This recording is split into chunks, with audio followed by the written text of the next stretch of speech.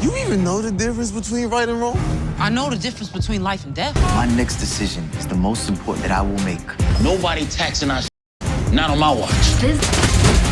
I want this case closed.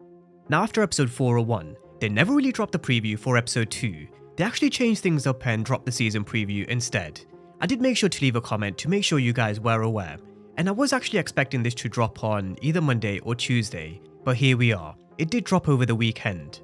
The preview for episode 2, which is actually the real start for season 4, because the entirety of 401's events actually took place between 305 and 310. So season 4 episode 2 is where we're going to see the beginning of Rock and Kanan's business relationship. Unique is going to start plotting his revenge against the Thomases. That's after he goes back and finds an empty home, no Panessa and no Jerome. Lou's completed his rehab over at Cedar Shores. He's back in Queens, ready to get back to music, and B-Rilla will be one of the reasons as to why.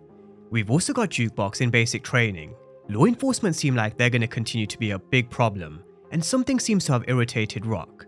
But as usual, we are going to be diving into all these scenes, clues, and everything we can expect, as well as picking a few scenes from previous teasers and trailers that do match up to episode 2. But let's start with the episode title and synopsis. Now the episode title for episode 2 is It's All Love, and the synopsis reads, Kanan and Rock begin to navigate a new business relationship, just as Unique begins to plot his quest for revenge. Meanwhile, Lou considers a new music opportunity, and surprise surprise, Marvin goes too far on a side job for Stefano, and with Jukebox, she's trying to adjust to life in the army. Now we are going to be starting with Kanan being in a meeting with Snaps and Pop, because it is something we've seen before in a previous teaser that was released on social media. Any deal you made with Ronnie went in the ground with him. With all due respect, this conversation doesn't involve you, Rock. Let's go, Kanan. I'm not done talking. You listen to your mother, son.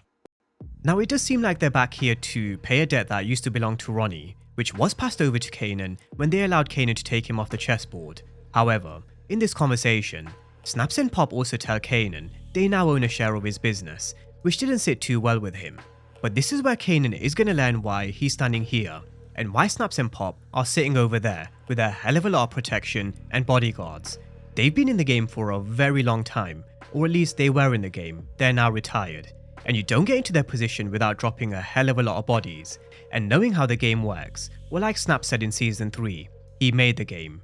Rock is also going to warn Kanan they haven't got to the position they've got to without dropping a hell of a lot of bodies, so it is going to be a steep learning curve for Kanan. Later on this season there definitely will be a moment where Kanan does calm down and where Snaps does begin to mentor him a bit more, but at this moment in time he does have to calm down and also stand down. You even know the difference between right and wrong? I know the difference between life and death. Now this is where Kanan asks Rock, does she really know the difference between right and wrong? But again, this is another teaser that we've seen before on social media. The conversation turns to Rock explaining why she got rid of Howard. She says she saw an opportunity to take care of a problem and she took it. Now Kanan's response is that problem was his father. And after watching episode 401 and getting a different perspective to everybody's situation from 305 to 310, the Howard death really does hit different. It really does feel different. We saw the stare between Rock and Howard at the precinct, but we also heard Howard telling Kanan he was more open to building a relationship with his son. He wasn't just going to give up. So it's definitely something that will cause a bit more tension between them, that's for sure. It's one thing not to be able to trust my son. I mean, I can almost live with that. But I have to be able to trust my business partners. Now, Rock and Kanan are also going to be in business together, and it is going to be really intriguing to see how this works or doesn't work. We all know eventually he is going to go around her back to Stefano, so even though we will see them working together from episode 2 onwards, I think we definitely know it's not going to last too long either, especially with Snaps in Kanan's ear later on. But it will be interesting to see them working together. I can't go nowhere else. That would be something worth discussing. You make me an offer, a better offer than our Vietnamese associate. That would be something worth discussing. Now we've also got Rock and Stefano, and Rock looks very irritated, and I do wonder why. I wonder if Unique started to hit her operation starting from episode 2, and is this why she's here? Is this why she wants to level up in the game, or as she likes to say, change the game? I have seen another teaser somewhere where Rock does mention she's going to change the game once again, and I do think she'll want to climb the ladder and build her empire. She's someone who's very ambitious, and I think a few scenes that we've seen across the trailers and teasers does show her with a seat at the table with the big boys. So let's see what's kind of sparked that fire in Rock. Now with Unique, in the official trailer we did see him punching a wall, and now that we've actually got the episode 2 preview, it is because he's finally returned home after more than 3 months. He's come back to an empty home, and you can tell that he's hurting not just physically, but also mentally. There's no Panessa, there's no Jerome, everything is gone. So the fact that he wasn't able to be here for Panessa and Jerome meant they've probably lost this home, or they've left. Although we do know from season 3 she did move in with her moms, so maybe she's still over there. But this house is now empty, there's nothing left, and all this will do is it's gonna irritate Unique even more. Whether we see Panessa and Jerome again, who knows. I do think we have to see them at some point, because at this moment in time, Panessa thinks that Unique is dead. So whether that's something that he reveals in episode 2, at least to Panessa or Jerome, let's wait and see. Or does he continue to stay invisible for the time being? But all this will do is it's gonna set Unique off. He's gonna start plotting against Rock, and he's gonna start hitting our Operation and Circle. In my previous breakdown, I mentioned a couple of characters who I do think are in danger come episode 2. And the guys that we touched on were the owners of these Chinese restaurant, or Rock's lawyer, Andre. So let's see how Unique begins to seek revenge. Also because he's only a one-man band at this moment in time. He's got no crew, no army, he's just by himself. Now I don't think he needs anybody to create chaos, because he's still invisible.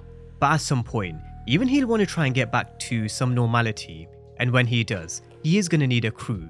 He is going to have to build everything from scratch. And that's something I'm really interested to see. How does he build his organization back up from literally rock bottom?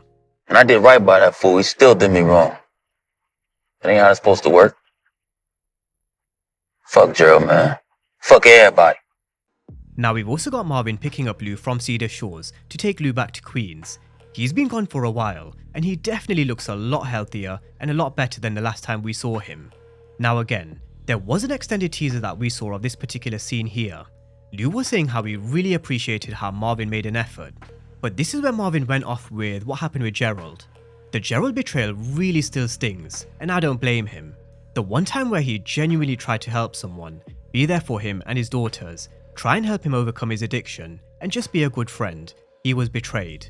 So we're also going to see Marvin letting off some steam, and ironically we then have someone stealing from his and Rock's operation.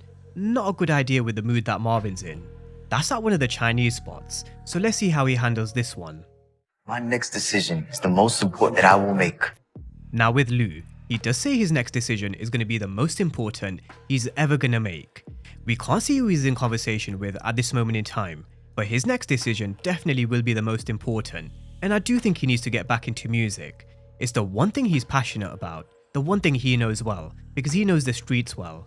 He knows what the streets like to hear in terms of realism from their artists, and he's certainly got the talent to back it up. And this is where he's going to start to work with B-Rilla, or at least in episode 2, come and visit him in prison. We know at some point he will be released, because we do see him behind Lou in a season preview. So it does seem like Lou will be back in the mix in terms of music at some point in season 4, working with B-Rilla. But I have asked this question before, how long before he gets dragged back into the streets, and will he regret working with B-Rilla? He is said to be a talented young rapper, but also raw and very volatile. So I wouldn't be surprised to see B-Rilla giving Lou a bit of trouble as season 4 goes on. Business is about relationships. Now we've also got Crystal telling Kanan that business is all about relationships. But what I'm more intrigued about is, what are they going to do about Crystal's pregnancy? We also have Rock had an abortion in 401. She wasted no time in terminating her pregnancy. So what are the odds that Crystal's already done or will end up doing the same thing? Or will she keep her baby? I definitely think that's something they do need to answer in 402. Now with Jukebox in the army, we recently saw this scene in the season trailer, and I do wonder if and when she comes back to Queens, how much time has actually passed, because at some point she definitely will be making her way back. But seeing her in the army and seeing what she can do is definitely going to be good. It's going to give us a bit more in terms of understanding why she was known to be tougher than some men. I wouldn't be surprised to see her even outdo some of these guys in some of these drills. Just to home in on that point we learned from OG Power. I also think it is worth keeping in mind the conversation Duke had with Mr. Bingham in 401. He mentioned the army is a very conservative institution, especially when it comes to certain societal issues. So with Duke in the army in episode 2, I wouldn't be surprised to see if she has to deal with some kind of discrimination and a lot more. But we all know Duke is a soldier. She's been hardened through the environment she's grown up in, who her family are, the experiences that she's been through, and some of the things that she's seen. So whatever happens with Juke in the army, it's just going to add an additional layer to the tough character we saw on Power, and it's going to start in episode 2. I want this case closed. Squeeze hard on anyone you can. Now with law enforcement, we've got someone answering questions to a bunch of media reporters and journalists, maybe because of the fallout from everything that happened in season 3. They set up a task force and the only lead at this moment in time is Famous, if he is going to be any kind of help. But they now have another dead cop, although Howard was suspended pending investigation. Either way, however you want to spin this, however you want to have a look at it, it's not a good look for Captain Baptiste and this precinct. They failed a number of times, and they also have 2 dead detectives, Detective Shannon Beck at the beginning of season 3 and also Detective Howard. So we've got Captain Baptiste telling Garcia this case is far from over and he wants him to press upon any of his informants. And we all know one potential candidate they do have at this moment in time, or at least they did have him in 310. But I really do have my reservations about seeing Famous. I'm not gonna lie, there's been no media work done by Ortiz who plays Fame. He's not seen in any of the trailers apart from maybe one. He's on none of the posters. It really is a mystery when it comes to Famous. So let's just see where they go with this one. We know law enforcement will also be rolling up on both Kanan and also Jukebox, where Garcia definitely isn't going to get too much. These are 2 characters who are being trained to deal with cops. But just as I mentioned in my official trailer breakdown, it does seem like Garcia is going to be a real pest in season 4, and it is going to get going from episode 2 onwards. I think we're going to see him pressing upon a few people in the streets, and let's see if that includes Famous.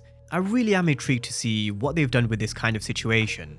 But that's a breakdown of the trailer for episode 2, along with a few more scenes and teasers that match up to 402, the episode where season 4 really begins because of how the entirety of episode 1 was a flashback.